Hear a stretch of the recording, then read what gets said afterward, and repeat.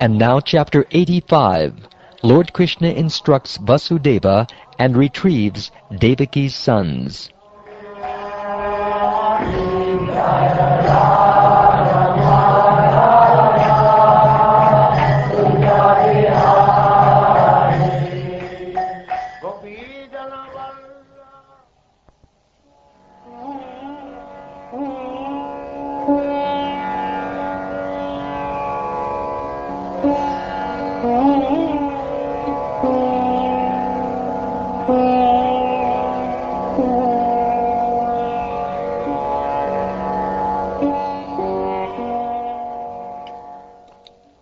Sri Badarayani said, "One day the two sons of Vasudeva, Sankarshan and Achyuta, came to pay him respects, bowing down at his feet.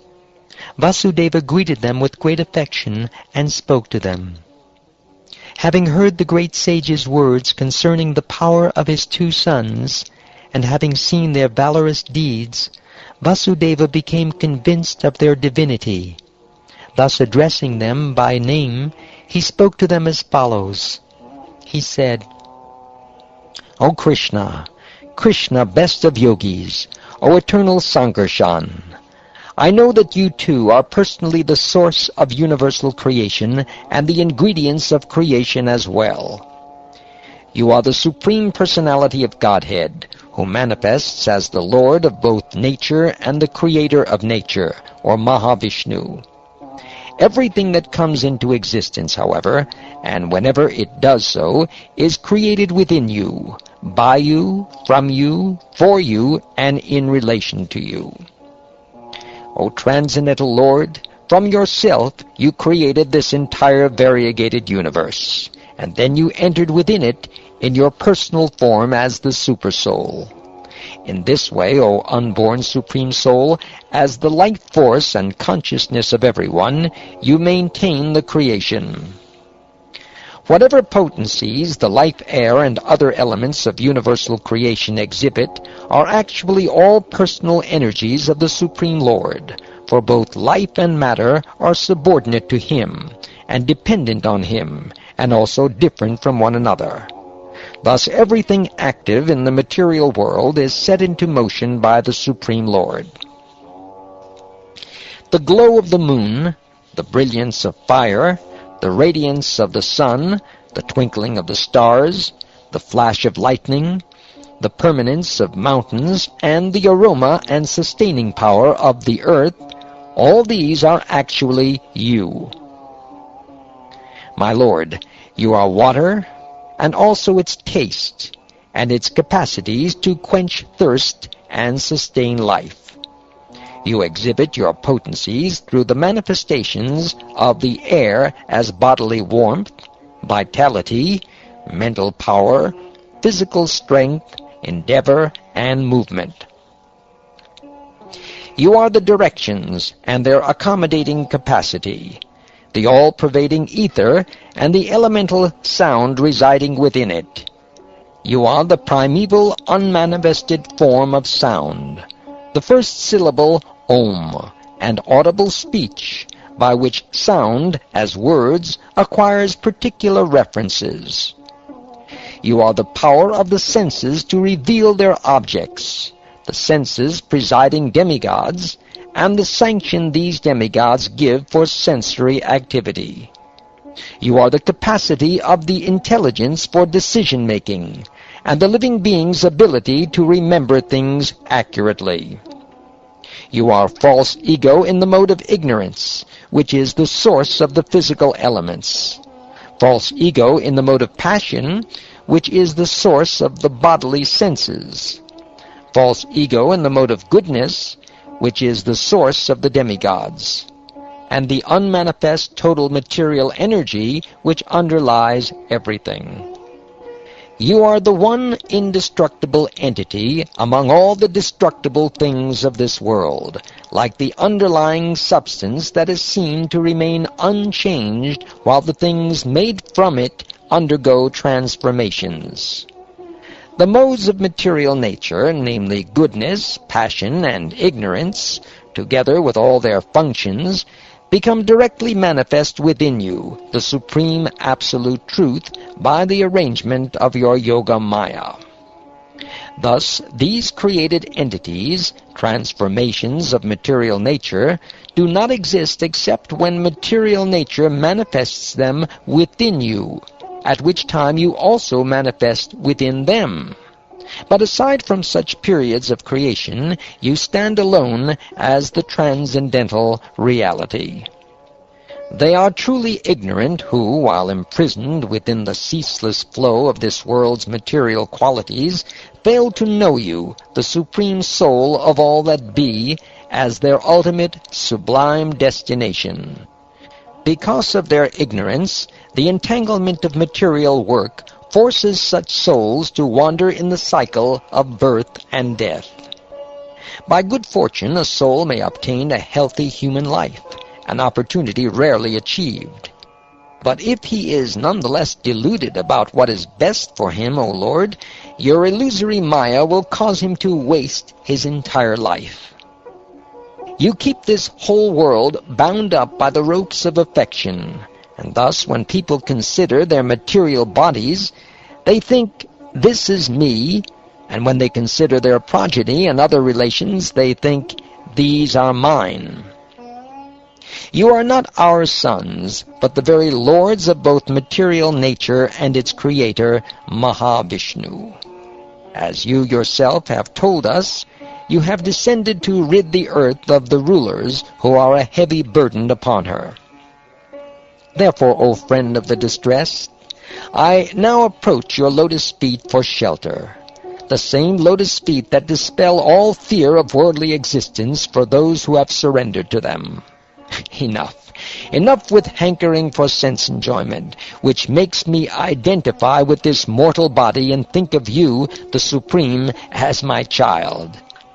Indeed, while still in the maternity room, you told us that you, the unborn Lord, had already been born several times as our son in previous ages.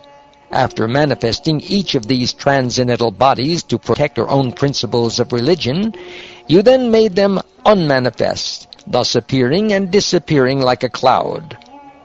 O supremely glorified, all-pervading Lord, who can understand the mystic deluding potency of your opulent expansions?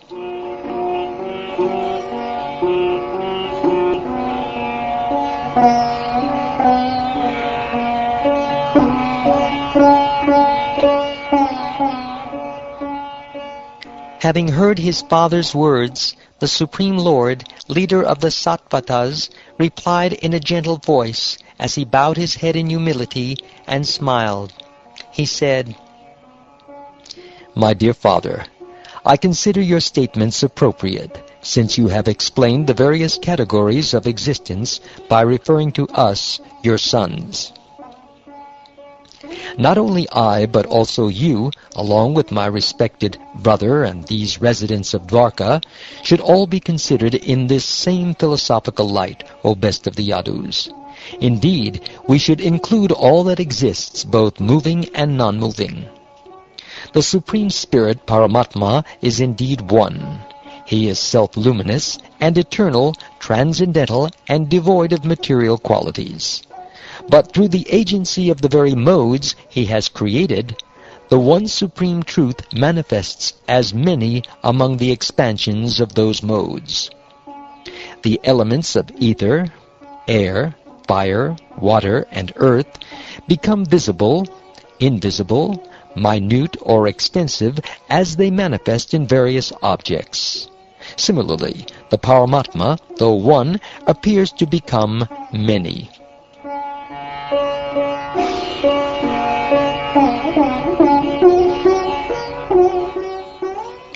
O King, Hearing these instructions spoken to him by the Supreme Lord, Vasudeva became freed from all ideas of duality. Satisfied at heart, he remained silent. At that time, O best of the Kurus, the universally worshipped Devaki took the opportunity to address her two sons, Krishna and Balaram. Previously, she had heard with astonishment that they had brought their spiritual master's son back from death. Now, thinking of her own sons who had been murdered by Kamsa, she felt great sorrow, and thus with tear-filled eyes she beseeched Krishna and Balaram. She said, O Ram, immeasurable Supreme Soul, O Krishna, Lord of all masters of yoga, I know that you are the ultimate rulers of all universal creators, the primeval personalities of Godhead.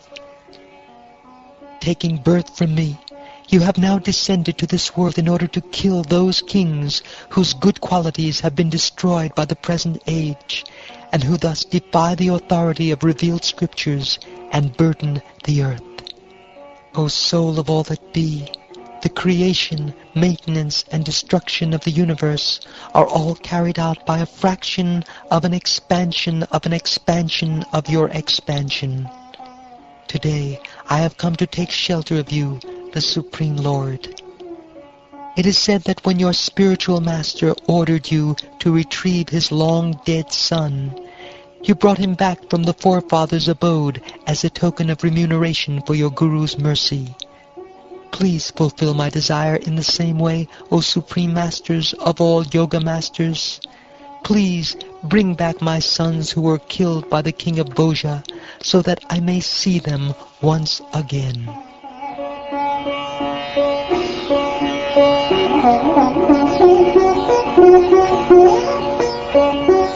Thus entreated by their mother, O Bharat, Balaram and Krishna employed their mystic Yogamaya potency and entered the region of Sutala.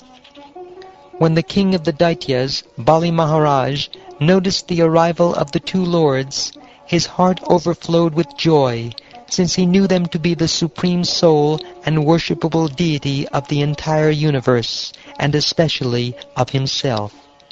He immediately stood up and then bowed down to offer respects, along with his entire entourage. Bali took pleasure in offering them elevated seats. After they sat down, he washed the feet of the two supreme personalities. Then he took that water, which purifies the whole world even up to Lord Brahma, and poured it upon himself and his followers. He worshipped them with all the riches at his disposal, priceless clothing, ornaments, fragrant sandalwood paste, betel nut, lamps, sumptuous food, and so on.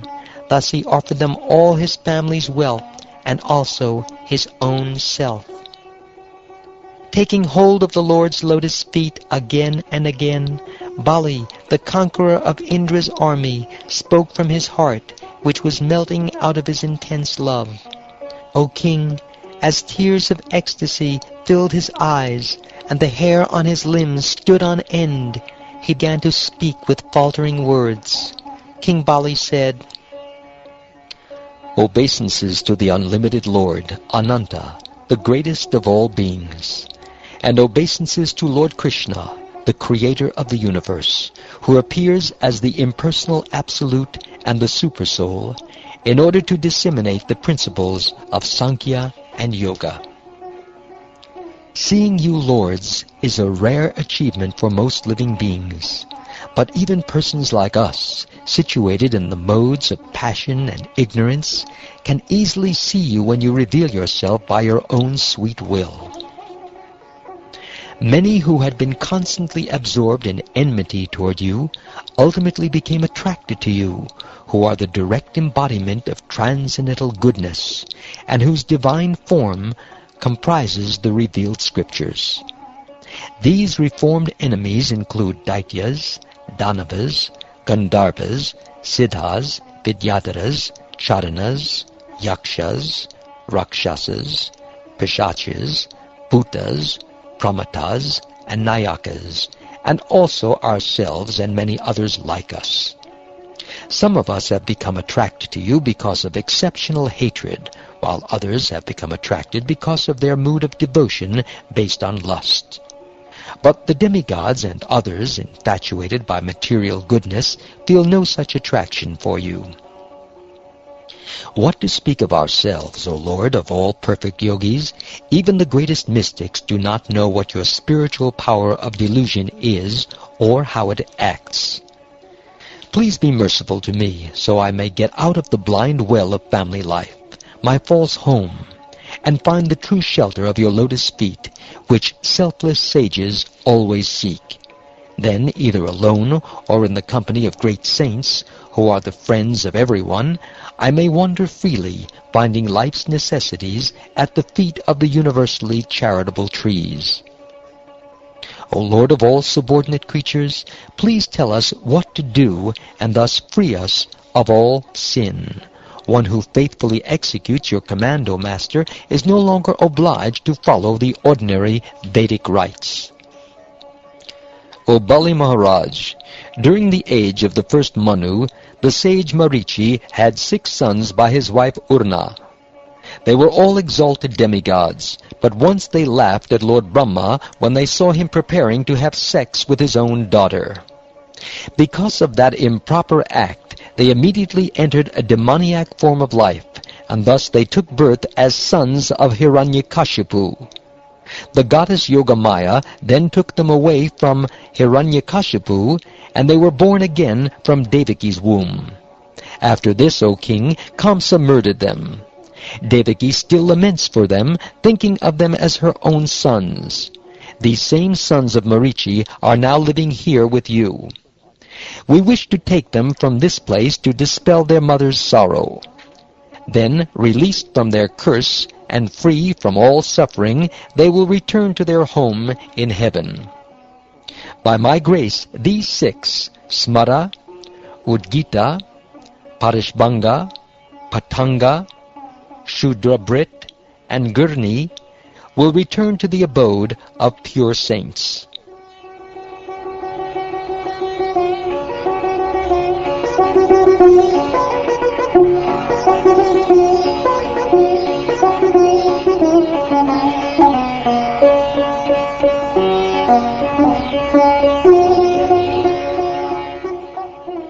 After saying this, Lord Krishna and Lord Balaram, having been duly worshipped by Bali Maharaj, took the 6 sons and returned to Dwarka, where they presented them to their mother. When she saw her lost children, Goddess Devaki felt such affection for them that milk flowed from her breasts. She embraced them and took them onto her lap, smelling their heads again and again. Lovingly, she let her sons drink from her breast, which became wet with milk just by their touch. She was entranced by the same illusory energy of Lord Vishnu that initiates the creation of the universe. By drinking her nectarian milk, the remnants of what Krishna himself had previously drunk, the 6 sons touched the transcendental body of the Lord, Narayan, and this contact awakened them to their original identities. They bowed down to Govinda, Devaki, their father, and Balaram, and then, as everyone looked on, they left for the abode of the demigods. Seeing her sons return from death and then depart again, saintly Devaki was struck with wonder, O king. She concluded that this was all simply an illusion created by Krishna. Sri Krishna, the Supreme Soul, the Lord of unlimited valor, performed countless pastimes, just as amazing as this one, O descendant of Bharat. Sri Suta Goswami said, "This pastime enacted by Lord Murari, whose fame is eternal, totally destroys the sins of the universe and serves as the transcendental ornament for his devotees' ears. Anyone who carefully hears or narrates this pastime, as recounted by the venerable son of Vyas, will be able to fix his mind in meditation on the Supreme Lord and attain to the all-auspicious kingdom of God."